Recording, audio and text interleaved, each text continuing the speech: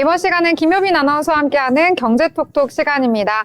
최근의 경제 이슈들 알기 쉽게 풀어주신다고 하는데요. 함께 만나보도록 하겠습니다. 효빈 아나운서 어서 오세요. 네, 안녕하세요. 네, 오늘 첫 번째 주제 어떤 내용일까요? 네, 오늘 첫 번째 주제로는 바로 휴가철을 앞둔 항공업계가 탄소 중립 항공편을 도입했다는 소식 준비했습니다. 최근 환경 보호와 지속 가능한 소비 트렌드가 중요해지면서 항공사들이 친환경 전략을 일환으로 탄소 중립 항공편을 확대하고 있는데요. 특히 여름 휴가철을 앞두고 항공 여행 수요가 확대되는 가운데 이러한 변화가 더욱 주목받고 있습니다. 네, 탄소 중립 항공편, 그러면 정확히 어떤 개념일까요? 네, 탄소 중립 항공편이란 항공기 운항 중 발생하는 이산화탄소 배출량을 줄이거나 이를 상쇄하는 친환경적인 조치를 함께 시행하는 항공편을 말합니다.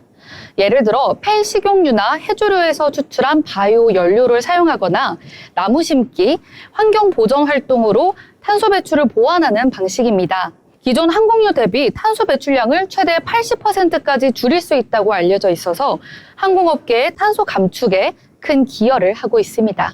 네, 정말 획기적인 친환경적인 방법이다라고 볼 수가 있겠는데요. 자, 그럼 국내 항공사들도 이런 시도를 하고 있을까요? 네, 그렇습니다. 대한항공과 아시아나항공 같은 주요 대형 항공사들은 최근 바이오 항공유 사용 확대에 나서고 있습니다. 특히 국제선 장거리 노선에 시범적으로 적용을 하면서 향후 전 노선 확대를 계획하고 있는데요. 승객이 자발적으로 추가 요금을 내고 해당 금액으로 나무를 심거나 환경 보호 활동에 기여할 수 있는 탄소 상쇄 프로그램도 함께 운영되고 있습니다. 네, 이런 흐름 국내뿐만 아니라 해외에서도 이어지고 있겠죠? 네, 맞습니다. 특히 유럽에서 이러한 트렌드가 더욱 활발하게 전개되고 있습니다. 핀에어나 루프트한자 같은 항공사들은 항공권 예매 시 탄소 상쇄 옵션을 기본으로 제공하고 있는데요. 일부 항공사는 친환경 노선 인증을 위한 별도 브랜드를 만들기도 했습니다. 특히 ESG 경영이 글로벌 트렌드로 자리 잡으면서 환경 보호에 동참하는 기업 이미지를 강화하는 데도 도움이 되고 있습니다. 네, 이렇게 탄소 중립 항공편 계속해서 확산이 되게 된다면 이 소비자 입장에서도 의미 있는 여행이 될 것 같아요. 네, 맞습니다. 즐거운 여행의 즐거움도 중요하지만 이제는 환경에 미치는 영향까지 고려하는 시대입니다. 앞으로는 탄소 중립 항공편이 단순한 옵션이 아니라 선택의 기준이 되는 날이 올 거라는 전망도 나오고 있습니다. 네, 앞으로의 여행은 가치 소비의 일환이다라고 볼 수도 있겠습니다. 자, 그러면 두 번째 주제로 넘어가 보도록 하겠습니다. 요즘에 반려동물 키우는 가구 굉장히 많이 보이는데요. 이와 관련된 주제 준비를 하셨다고요? 네, 맞습니다. 두 번째 주제로는 반려동물 시장의 패테크 열풍 이야기 준비해 봤습니다. 최근 반려동물을 키우는 인구가 꾸준히 늘어나면서 관련 산업도 폭발적으로 성장하고 있는데요. 특히 첨단 기술이 접목된 펫테크 제품들이 큰 주목을 받고 있습니다. 네, 테크 여러 가지 들어봤는데 펫테크라는 말 조금은 생소할 수 있을 것 같습니다. 어떤 제품들을 일컫는 걸까요? 네, 펫테크는 반려동물을 위한 스마트 기기를 말합니다.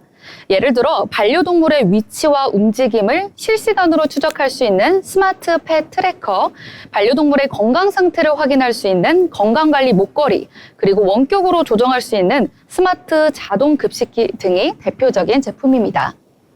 최근 인기를 끌고 있는 또 다른 제품으로는 반려동물의 감정을 인공지능을 통해 분석하고 반려인의 스마트폰으로 정보를 제공하는 앱 서비스도 있습니다. 반려동물이 짖거나 특정 행동을 할 때 그 이유를 분석하고 대처 방법까지 알려주는 방식으로 소비자들에게 큰 인기를 끌고 있습니다. 또한 최근에는 반려동물 전용 로봇도 출시되고 있습니다.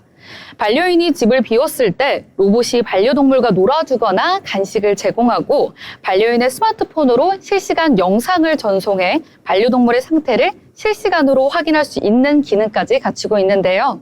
이런 제품들은 반려인들의 걱정을 크게 덜어주면서 큰 인기를 끌고 있습니다.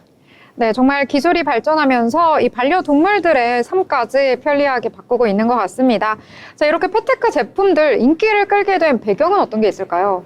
네, 가장 큰 이유로는 반려동물을 가족의 일원으로 생각하는 인식이 확산되면서 반려동물의 삶의 질을 높이려는 소비자들의 욕구가 강해졌기 때문입니다. 특히 1인 가구나 자녀가 없는 가정에서 반려동물을 위해 투자하는 비용이 크게 증가하면서 보다 편리하고 안전하게 관리할 수 있는 제품들이 소비자들의 큰 관심을 얻게 됐습니다. 또한 최근 IoT 기술과 인공지능 발전 덕분에 이런 첨단 제품의 품질과 기능이 급격히 향상된 것도 시장 성장의 주요 원인 중 하나라고 볼 수 있습니다. 더불어 최근에는 재택근무나 유연근무제 확산, 주말 중심의 홈라이프 문화가 자리 잡으면서 반려동물과 더욱 친밀한 관계를 맺으려는 수요가 늘어난 것도 펫테크 시장의 한 축을 담당하고 있습니다. 네, 그렇다면 이 펫테크 시장 앞으로의 전망은 또 어떻게 보면 될까요? 네, 전문가들은 앞으로 펫테크 시장이 더욱 확대될 것으로 보고 있습니다. 실제로 글로벌 펫테크 시장 규모는 2026년까지 약 270억 달러를 넘어설 것으로 전망되고 있습니다. 국내에서도 다양한 스타트업들이 반려동물의 건강 관리부터 교육, 놀이에 이르기까지 다양한 분야에서 혁신적인 제품과 서비스를 선보이며 경쟁력을 높이고 있습니다. 특히 앞으로는 인공지능 기술과 빅데이터를 활용해 반려동물의 질병을 조기에 예측하거나 맞춤형 식단과 생활 습관까지 관리하는 서비스들이 활성화될 것으로 예상됩니다. 더불어 글로벌 대기업들도 적극적으로 펫테크 분야에 진입하면서 경쟁과 혁신이 더욱 가속화될 전망입니다. 네, 정말 기술과 따뜻한 만남인 것 같은데요. 이 앞으로 반려인과 반려동물 모두의 삶이 행복해지길 바라보도록 하겠습니다. 자, 이어서 세 번째 주제로 넘어가 보도록 하겠습니다. 이번엔 어떤 내용일까요? 네, 세 번째 주제로는 MZ세대를 공략하는 미디어 커머스의 열풍에 대해서 이야기해 보겠습니다. 최근 SNS와 동영상 플랫폼을 중심으로 미디어를 활용한 상품 판매 방식, 즉 미디어 커머스가 급성장하고 있습니다. 네, 미디어 커머스 또 생소한데요. 어떤 개념인지 설명해 주실까요? 네, 미디어 커머스란 미디어 콘텐츠를 통해 소비자에게 직접 제품을 홍보하고 판매까지 연결하는 방식인데요. 특히 최근 유튜브, 인스타그램, 틱톡 등 짧고 강렬한 영상을 통해 제품의 특장점을 빠르게 전달하고 즉시 구매로 연결하는 형태가 인기를 끌고 있습니다. 네, 그렇군요. 이런 미디어 커머스, 특히나 MZ세대들에게 인기를 끌고 있다고 하는데 그 이유는 뭘까요? 네, 무엇보다 MZ세대가 정보를 얻고 소비 결정을 하는 주요 플랫폼이 SNS와 영상 중심의 미디어라는 점에서 찾을 수 있습니다.